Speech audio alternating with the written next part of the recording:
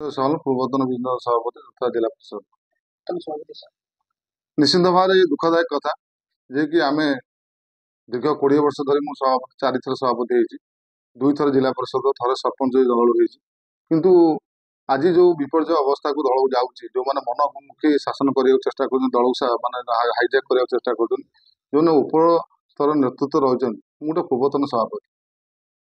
ମତେ ସଭାପତି ଏଇ ଏବେ ମାନେ ରିସେଣ୍ଟ ମୋର ୱିଦାଉଟ୍ ନଲେଜରେ ମତେ କଟାଯାଇଛି। ଇଏ ହଉଛି ବଡ଼ଚଣାବାସୀ ଅନେକ କ୍ୱେଶ୍ଚିନ୍ ମତେ ଟେଲିଫୋନ ମାଧ୍ୟମରେ ପଚାରୁଛନ୍ତି, ଆଜି ମିଟିଂ ହଉଛି ପଚାରୁଛନ୍ତି। ମୁଁ ଗୋଟେ ଜବାବ ଦଉଛି ଯେ ଦଳ ବିପର୍ଯ୍ୟୟ ମୁଖକୁ ଗଲା। ଆଜି ସାଧାରଣ ଲୋକ କ୍ୱେଶ୍ଚିନ୍, ଗାଁ ଗହଳିରେ କ୍ୱେଶ୍ଚିନ୍ ପଚାରୁଛନ୍ତି, ପଞ୍ଚାୟତର କ୍ୱେଶ୍ଚିନ୍ ମଧ୍ୟ ଅନେକ ସଭାପତି, ଅନେକ କର୍ମକର୍ତ୍ତା ଯୋଉମାନେ କରିଥିଲେ ସେମାନେ ମଧ୍ୟ ଆଜି ଖଣ୍ଡନ କରିଛନ୍ତି, ଆସିନାହାନ୍ତି। ମୁଁ ତାଙ୍କୁ ଧନ୍ୟବାଦ ଦେବି ଗଣମାଧ୍ୟମରେ, ବଡ଼ଚଣାବାସୀକି ଧନ୍ୟବାଦ ଦେବି ଯୋଉମାନେ ଆମକୁ ଭଲ ପାଇଛନ୍ତି, ଦଳକୁ ଭଲ ପାଇବା ସାଙ୍ଗରେ ଆମକୁ ଯୋଉମାନେ ଭଲ ପାଇଛନ୍ତି ସେ ଆମକୁ ଅପେକ୍ଷା କରିଛନ୍ତି, ଦଳ ତାଙ୍କୁ ପଚାରୁଛି ନା। ଇଏ ହଉଛି କମ୍ କଥା ନୁହଁ। ଯୋଉମାନେ ଏକଛତ୍ର ଭାବେ ଶାସନ କରିବାକୁ ଚେଷ୍ଟା କରୁଛନ୍ତି ତାର ଆଗାମୀ ଦିନ ଜବାବ ଦିଆହବ।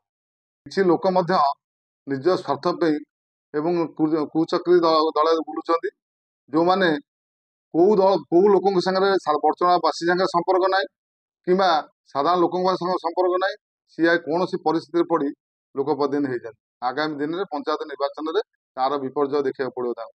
ମୁଁ ଆଶା କରୁଛି ଯୋଉମାନେ ଆଜି ଦଳଠୁ ଖଣ୍ଡ ବିକୃତ କରୁଛନ୍ତି, ବଡ଼ଚଣାବାସୀକି ମୁଁ ଅନୁରୋଧ କରିବି ଆର ପୂର୍ଣ୍ଣ ଜବାବ ଦେବେ ଏବଂ ଆଗାମୀ ଦିନରେ ମଧ୍ୟ ଆମେ ଯୋଉ ବୈଠକ ଡାକୁ ତାର ମଧ୍ୟ ଯୋଗ ଦେବେ ବୋଲି ମୁଁ